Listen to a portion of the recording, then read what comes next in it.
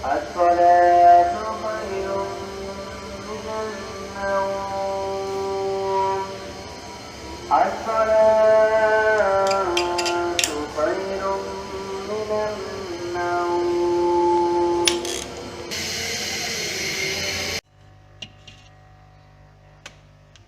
আসসালামু আলাইকুম আমার প্রিয় ভিউয়ার্স আপু ভাইয়ারা, কেমন আছো তোমরা সবাই?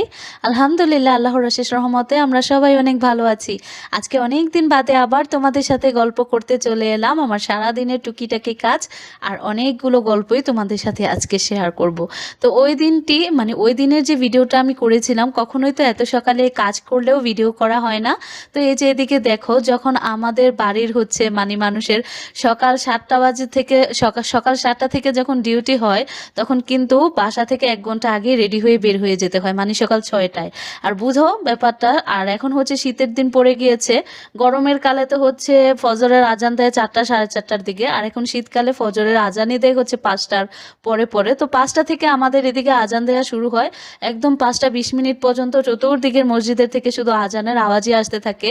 তো আমি যখন হচ্ছে ফজরের নামাজ পড়ার জন্য উঠি, তখন দেখা যায় যে 5:30টার পরে উঠে নামাজটা পড়ে ফেলি। কিন্তু যখন হচ্ছে সকালবেলা ডিউটি থাকে, তখন আমি হচ্ছে ফজরের যে আজানের আমি ঠিক 5টার সময় উঠে পড়ি, আর উঠেই হচ্ছে কাজ শুরু করে দেই। আর এত সকালবেলা উঠে কিন্তু কাটাকুটি করা, সবজি তরকারি রান্না করা, সেটা কিন্তু সম্ভব হয় না। এই জন্য কী করি, আমি রাতের দিকে সকালবেলায় হচ্ছে রাতের 8টা 9টার দিকে হচ্ছে আমি একটা তরকারি রান্না করে রাখি, যেটা হচ্ছে সকালবেলা আমি একদম বলক তুলে উড়তানিয়ে আনিয়ে সেটাকে হচ্ছে ঠান্ডা করে বক্সের মধ্যে ভরে দিয়ে দিই। তো সকালবেলা এক চুলায় হচ্ছে ভাত বসিয়েছিলাম, আরেক চুলাতে হচ্ছে আটার রুটি পরোটা বানানোর জন্য পানি গরম বসাচ্ছিলাম, আর হচ্ছে তরকারি জাল টাল দিচ্ছিলাম। তো আমি হচ্ছে এই ছোট দিনে শীতকালে হচ্ছে আমার একটু কাজকর্ম করতে একটু ঝামেলা হয়ে যায়, কারণ এটা একটা শীতকালে দিন তুলনামূলক কিন্তু অনেক ছোট থাকে। এই জন্য হচ্ছে আমি শীতকালে সকাল সকাল ঘুম থেকে উঠে পড়ি, আর রাতের বেলা একটু তাড়াতাড়ি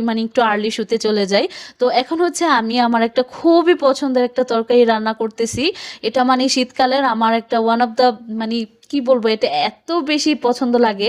তো আমার হচ্ছে শীতকালের সবজির মধ্যে 2টা সবজি বেশি পছন্দ, একটা হচ্ছে সিম আর একটা হচ্ছে ফুলকপি। তো ফুলকপির চাইতেও হচ্ছে আমি সিমটা বেশি পছন্দ করি, কারণ সিম দিয়ে সব কিছু দিয়ে রান্না করা যায়। মাছ বলো, শুটকি বলো, ভর্তা বলো, ভাজি বলো, নিরামিষ বলো, যেইভাবেই সিম রান্না করবে না কেন এত মজা লাগে খেতে।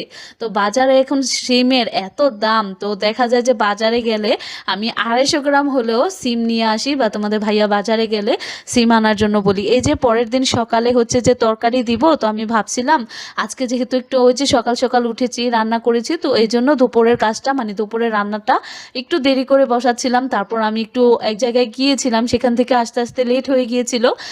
তাই দুপুরের রান্নাটা যেহেতু আমি বিকেল বিকেল করতেছি, তাই ভাবলাম আবার রাতে রান্না করব। এই জন্য রাতের জন্য গত ভিডিওতে তোমরা দেখেছো আমাদের ছাদের ওপরের চালকুমড়া গাছ থেকে আমি বড় একটা চালকুমড়া পেরেছি। সেই চালকুমড়াটাই আজকে হচ্ছে নলা মাছ বা রুই মাছ দিয়ে রান্না করব। তো সেই মাছগুলোই ভেজে নামিয়ে নিয়েছি। আর এদিকে দেখো, আমি সেই পেঁপে, তারপর যে জালি কুমড়াটা পেরেছিলাম, সেই জালি কুমড়া থেকে কিছু জালি, সিম, আলু এগুলো হচ্ছে একটু সিদ্ধ করে নামিয়ে নিয়েছি। আর এদিকে দেখো, আমি হচ্ছে মাছগুলো মচমচা করে ভেজে নিয়ে তারপর হচ্ছে আমি সেই তেলের মধ্যে চালকুমড়াগুলো দিয়ে দিছিলাম। আর চালকুমড়াগুলো দিয়ে কিন্তু আমি একটু লবণ দিয়ে দিছিলাম, একটু হালকা ভেজে নিয়েছি, কড়া ভাজি নাই। কারণ চালকুমড়া তরকারি না আমার কাছে একটু লাউয়ের মতো করে রান্না করলেই ভালো লাগে। লাউয়ের মতো বলতে লাউ যেমন ভাজে না, কষিয়ে রান্না করে ওই রকম আর কি। আর লাউয়ের মধ্যে যেমন ঝাল কম খাই, কিন্তু আমার চাল কুমড়ার তরকারিতে না ঝাল না হলে ভাল লাগে না। আর এদিকে আমি হচ্ছে একটা ডাল রান্না করতেছি। এটা হচ্ছে একটা চচ্চড়ি টাইপের ডাল। এরকম করে ডাল রান্না করলে আমার কাছে ভীষণ মজা লাগে খেতে। আর তোমরা তো দেখতেই পেয়েছো, ডালের মধ্যে দিয়ে দিয়েছি কাঁচা আমের ফলি, সাথে দিয়েছি একটা বোম্বাই মরিচ, আর সাথে তো অনেকগুলো কাঁচা মরিচ দিয়ে দিছি। আর এদিকে আমার চাল কুমড়া তরকারিটা কড়াই থেকে হাঁড়িতে ঢেলে নিয়েছিলাম। তো এটা হচ্ছে চাল কুমড়াগুলো একদম সুসিদ্ধ হয়ে গিয়েছে। তো এরকম গ্রামীণ পরিবেশে জানালার পাশে এরকম বন জঙ্গল, আমি রান্না করতে করতে যে মাঝে মধ্যে আমার শালিক পাখির গানের আওয়াজ আওয়াজে আমার হচ্ছে মানে বিরক্ত লেগে যায়, মাথা ব্যথা উঠে যায়, এখানে এত এত পাখি আছে।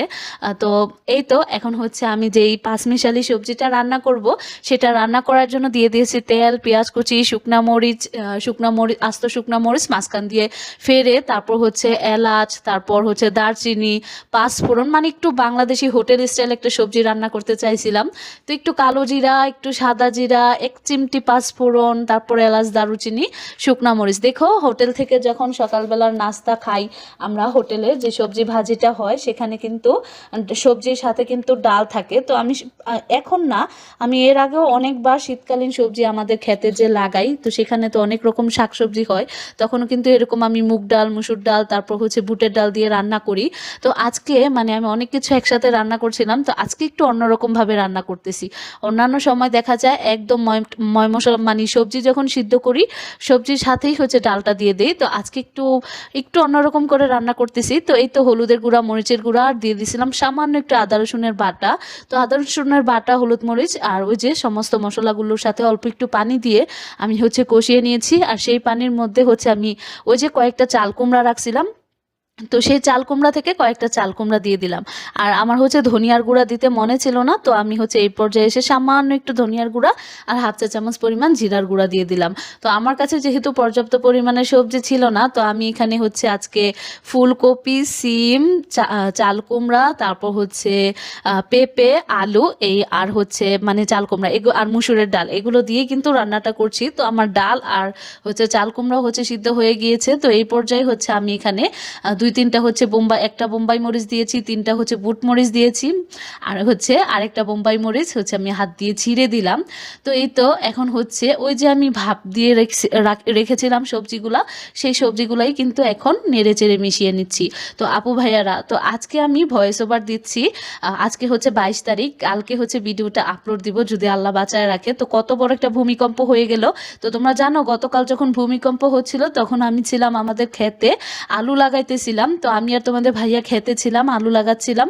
তো আমি যখন উপুত হয়ে যখন আলু লাগানোর জন্য আলুর বল থেকে মাটির মধ্যে আলু দিচ্ছি, তো ওই পর্যায়ে আমার হাত পা এরকমভাবে কাঁপছিল। তো আমি তোমাদের ভাইয়াকে সাথে সাথে বললাম যে ভূমিকম্প হচ্ছে। তো ও বলতেছে না কিসের, তোমার তো কয়েকদিন পর পরই এরকম মাথা ঘুরায়। তো আমি বলছিলাম না ভূমিকম্প হচ্ছে। তারপর আমি আমাদের বাড়ির দিকে তাকিয়ে দেখি বাড়িটা এমনভাবে দুলছে, তো মানে কি বলবো, আমাদের বিল্ডিংটা এমনভাবে দুলছিল। আর ভূমিকম্পর পরবর্তী 7-8 মিনিট পর্যন্ত আমাদের বাড়ির যেই একতলার ছাদের ওপরে যে বিমের যে রডগুলা বের হয়ে আসে, ওই রডগুলা যেমন দোলনা দিয়ে দোলা দিলে যেরকম মানে এদিক থেকে ওই পাশে দোলা খায়, ঠিক এরকমভাবে দুলছিল রডগুলা। তো এই তো আল্লাহ যতদিন বাঁচায় রাখছেন ততদিনই আসি আল্লাহর কাছে।